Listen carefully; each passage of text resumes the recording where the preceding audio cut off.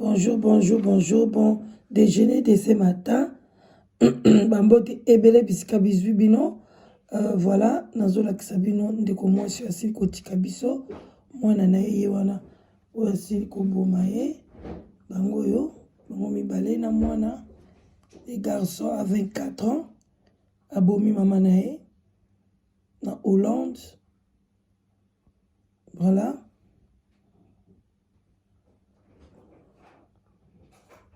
Voilà un peu.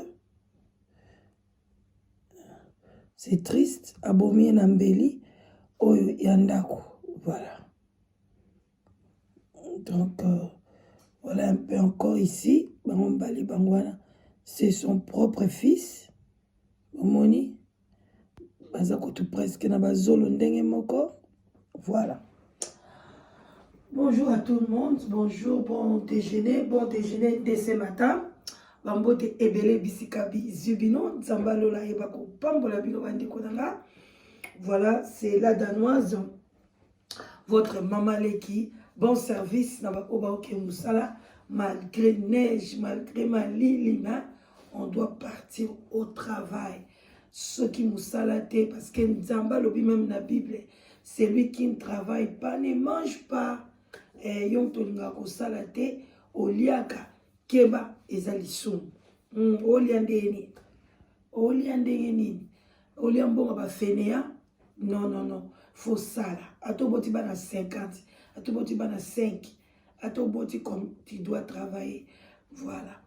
Ok, bande konangai vraiment sango oyo esalinga ipasi vraiment makasi tango batindela kingango on appelle ça bambote ebele pa HM de Bundes.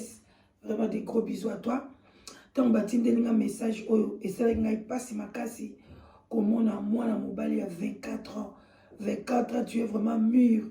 Aussi au colis. Au colis peut kozana bana. Au cause appelle à moi, so boté peine à 20 ans. Au cause appelle à moi, il y a 5 ans. Tu vois comment oya koboma maman nao. Voilà. Donc je vais poser beaucoup de questions, mais je ne connais pas l'histoire. Na habité ce qui moi nango abela kamutu. Ou pas ça n'a pas problème na mutu. Na habité et loko nini obazwana maman nae. Problème nini maman nae a involve a kota ki na kati ya vie nae.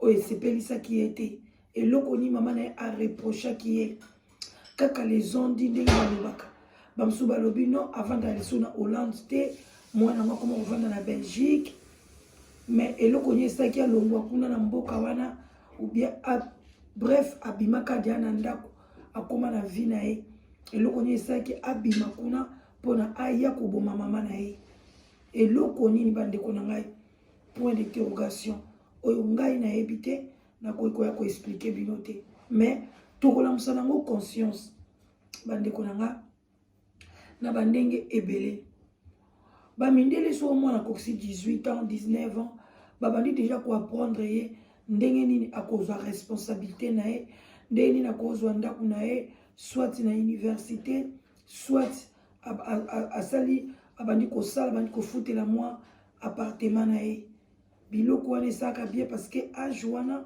mwana koli abandi kolinga kosala vie na ye moko sans contrôle akobima na baninga ke discothèque azongi akosala boye asali bo mais soka azaka na kati ya ndako na pression surtout ya biso ba africain vraiment conflit de culture oyo ezosala entre biso na bana na biso babotami awa na bana na biso toya na bango awa incompréhension wana soki bozali su ndako moko bandeko nanga epelisaka moto makasi parce que yozotala air papa zotala air 20 heures ekoki il faut zonga na ndako zosala boye oza wapi bana mosu bamona yango ekomi pression ah mama tikanga nano tikanga moko nayebi yozo insister vraiment epesaka pression soki emsu na kati ya mutu na ye eza na ba zone d'ombre mutu na esalaka bien te akosala mabe akoki soit kobeta yo akoki soit pe koboma yo bandeko nanga parce que tant koswana yaka satan patelemaka atambolaka akende na biso gauche droite Alors bandi konanga vraiment tout ça la tension makasi, tout ça la tension ndenge tozo boko la bana parce que pesi pasi na mawa komona mwana il y a 24 ans, un adulte, un responsable, un papa déjà.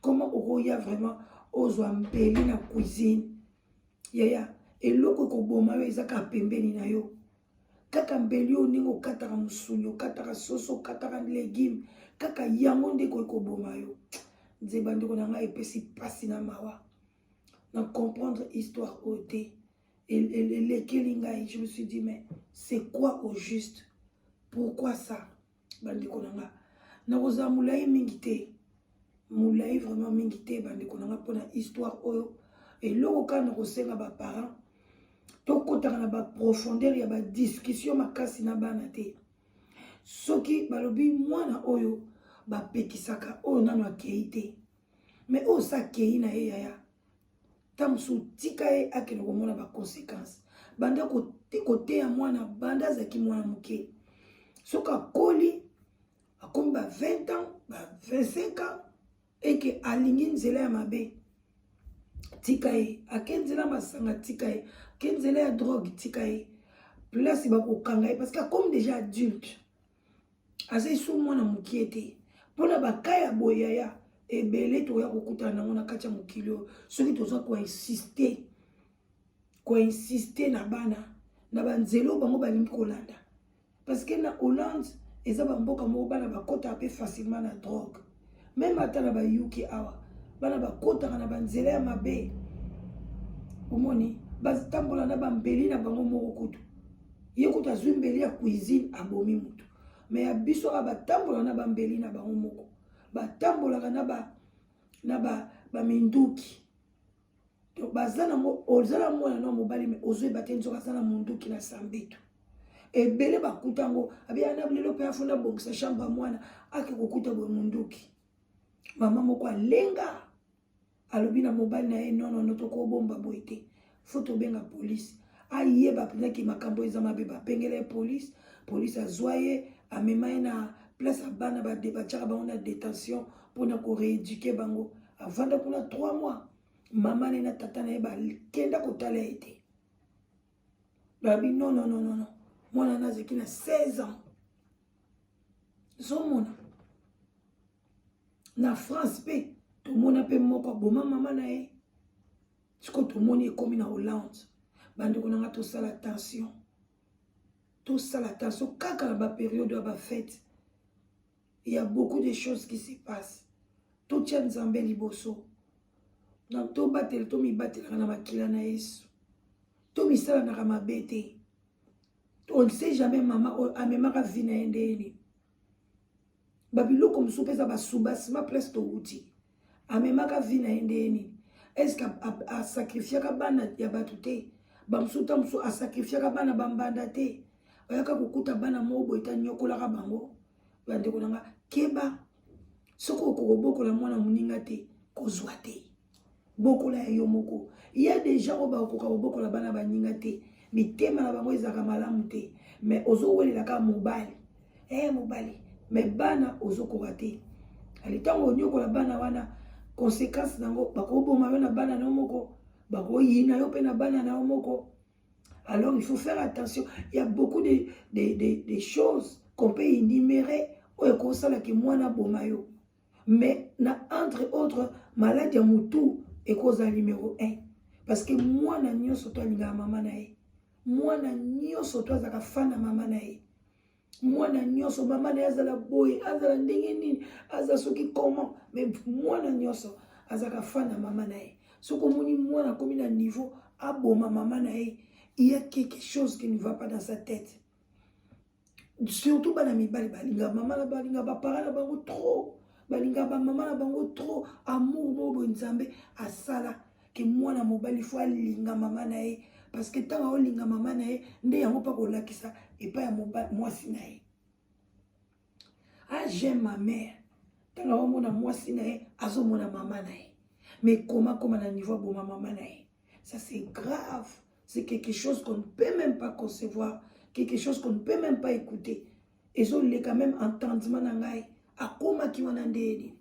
tita ngazo kene zwambeli akanisa kita tiki un jour maman a memanga na école atikanga na football asombelanga ketch na linga ya cher asalanga boy amemanga boy yaya beloko boy ete ya biso tozalaka na dialogue na bana ngatango na monyango na vandisaki bana vandisaki bango na bibotala mwana mobali bakamwe babi mama pona nini eseli bango somo na bi oui bosala attention faut aux en amour s'il y a quelque chose dialogue papa ma parent na komo chité bozalaka ouvert na bana na bino bopesaka bana na bino temps ya koloba bakoloba même kosala opasi mais yoka bango ya kolobela oni bo reprocher ngai to comme na fin de l'année okofandisa bana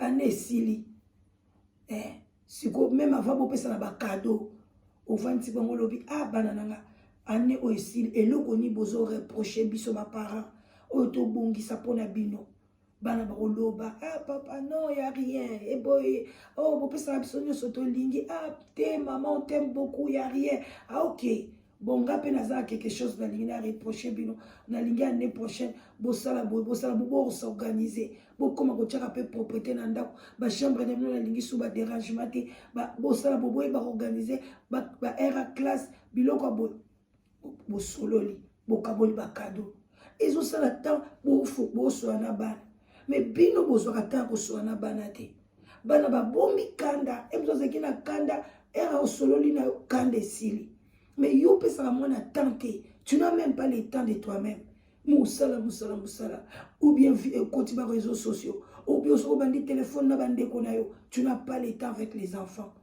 nde ba conséquence yango accumuler kanda akozwa pe kozwa ta eloko mobo abeti yo ngana na Danemark pona koshite na invita bat na ndako na lingango kutu lisute mwesio na yana bana na ye ngape nange koki fallait na voyager na tiki na ndako heureusement mwana nga mibale ya médecin a voyager na bisote atikala azala na ba examen soko azalaka te na yebite makambo ya linge koma na ndako mwana na mobali azaki pe même âge que na mwana nga wana mibale beta mama na ye parce que mama na ye alingaki te akende kotala tata na ye bakabwana bango bakenda mboka mosusu bakendaka Suède l'air baye na Danemark mwana wana alingaki ake kotala tata na ye mama na ye azoboya azotia bakalbani beta mama na ye soki mwana nga azalaki te alobi mama na yebi te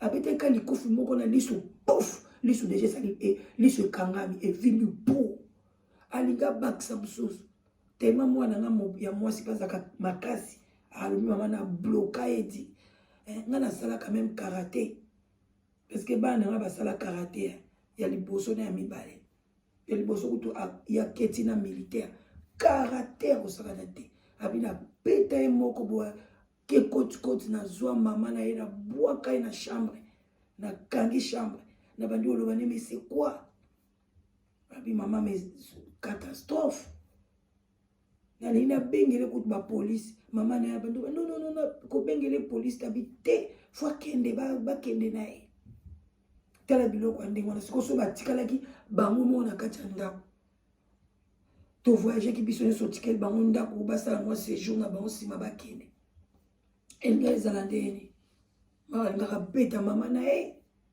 heureusement moto azalaki alors bandeko na nga mpona nini dialogue ezalaki te il fallait avandisa mwana expliquer ye baraison nini alingi na pour le moment te amona papa na ye biloko ebele me asalaki yango te lelo mwana na kola akoma na ndako na ye akoma kosala vie na ye ndenge alingi vraiment bandeko na nga bon attendeur salut de gros bisous tosololi tozala eloko eleki dialogue na ba vie na biso eza te soki likambo ezo omona ngo clair te benga moninga solola na ye eza te okenda kwe moko boye bandi kokende oloba nazomona ntango mosusu moninga azomiyeba na ye mabe na ye te moto akosala likambo azozwa yango normal mais yo ezosala opasi benga ngai yebisa nga ntango mosusu na kochange olio banda komurmure epesa yo kanda emema yo oboma moto eza esengo te parce que nzamba pexi biso vraiment eza lisumu mwana moi mobali aokene lifelo koboma mama na eboy non ça c'est grave puis ba conséquences vous allez belé na vie na aux sous normal té vraiment bande ko na pe ba kolingeli sauter merci la bienvenue surtout on se pela na la danoise bambote ebelé en tout cas bonne journée bisous.